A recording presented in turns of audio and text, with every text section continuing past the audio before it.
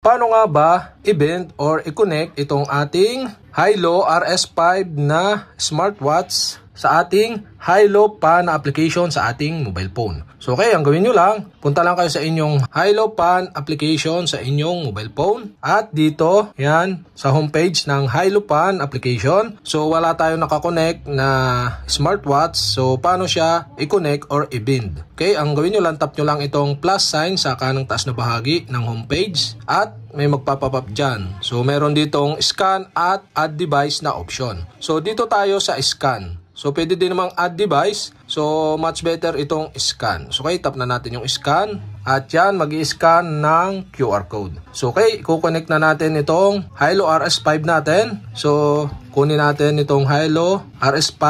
At yan, may QR code dito. So i-scan lang natin.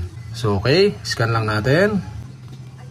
Yan guys, na-scan na. At wait lang kayo. Yan, prepare to pair. At yan, ganyan lalabas. So ganito, yan. May lalabas na pagpipilian ditong check. So watch requesting to pair. Okay, check natin. Tap nyo yung check button dito sa watch. At yan, pair successful. At okay, yan. Tap na natin yung continue dito sa cellphone. At ito, pagka view weather. So pwede nyo i-skip. Yan, skip muna natin. Answer make a call. Skip din natin. For now, skip lang natin. And after nyan guys, tap na natin start using button. Tap natin yun. Tapos go to settings. So pwedeng hindi muna. Back muna tayo. At yan, nandito na tayo sa homepage. Yan guys. Okay, connecting. Yan, kita nyo dito. Connection succeed. So, okay. Yan, wait lang natin na mag-connect. Yan, loading work. Yan, okay. Successful na connected. Yan, may nakalagay ditong connected at kita na yung percent ng battery ng ating high-low RS5 na smartwatch. So, okay guys, successful na nating na